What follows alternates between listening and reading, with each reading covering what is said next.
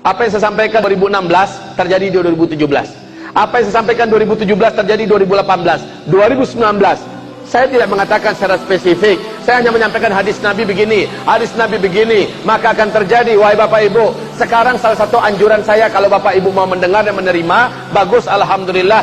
Salah satu anjuran saya, di samping perkuatlah iman, perbanyaklah amal soleh, anjuran saya yang paling dekat dan cepat, dan Bapak bisa lakukan, Ibu langsung bisa lakukan, adalah segera uangkan, segera emaskan uang Bapak. Itu saran saya.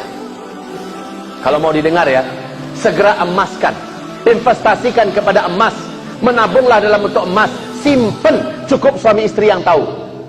Kalau Bapak tidak lakukan, Bapak jangan menyesal. Nabi sudah menggambarkan di akhir zaman, umatku nanti akan kembali menggunakan emas dan perak sebagai mata uang mereka, dan saat itu uang kertas akan berserakan di pinggir jalan, menjadi kertas-kertas yang tidak berharga seperti daun-daun menguning yang berguguran dari batang pohonnya, dipermainkan oleh anak kecil kalian. Sekarang Pak, di Tiongkok, warga Tiongkok berlomba-lomba tarik dana mereka dan beli emas. Di Hong Kong apalagi, warga mengemaskan uang mereka.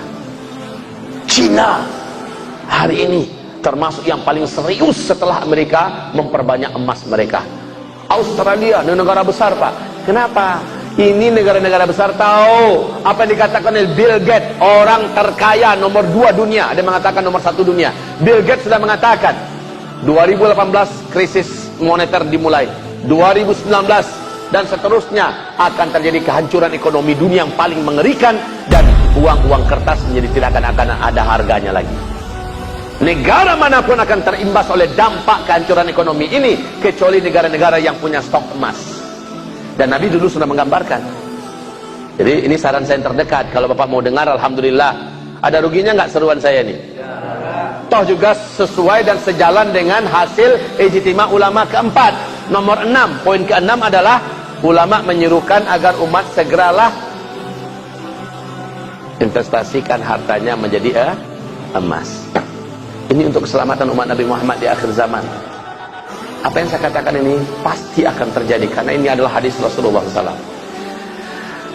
Kapan-kapan Bapak perlu uang, kan masih bisa dijual lagi sedikit lagi, ya kan?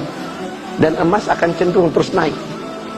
Semakin tidak aman Indonesia, semakin akan takut orang berinvestasi di Indonesia, dan para investor pun akan lari dan meninggalkan Indonesia, menarik saham mereka dan sebagainya. Maka nilai uang kita akan semakin anjlok, dan terusnya. Maka yang akan stabil itu adalah emas. Wahai Bapak Ibu, harga 1 ekor domba yang sehat dan gemuk di zaman Nabi 1 dinar. 1 dinar itu dengan harga domba yang gemuk dan sehat di zaman ini ternyata masih harga 1 dinar. Stabil benar Pak. Ya, stabil benar. 1 dinar itu berapa Pak Ustaz? Lebih kurang kalau sekarang 2,5 juta. Sementara uang Rp1.000 tahun 1980, 1987 lah, waktu saya SD dulu, tamat SD 86, itu Rp1.000 kita sudah bisa beli sebuah sepeda motor. Harga sekarang Pak, Rp1.000 kita bisa beli apa? Penambah tai gigi paling. Tapi kalau emas stabil sampai hari kiamat, tetap stabil. Jadi ini anjuran saya terdekat. Yang punya tabungan, yang punya simpenan, coba segera jadikan emas. Ini kawan-kawan kami yang di bank pusing dengarnya. Ustaz Zul, berhentilah cara makan itu. Habis tabungan orang ditarik-tarik. Saya katakan, ini kewajiban saya menyampaikan. Kewajiban saya menyampaikan, kan kasihan umat Nabi Muhammad. Mereka punya uang tabungan 100 juta, 200 juta. Ternyata nggak ada harganya lagi. Ternyata nggak ada nilainya. Tapi kalau diinvestasikan dalam bentuk emas, insya Allah aman.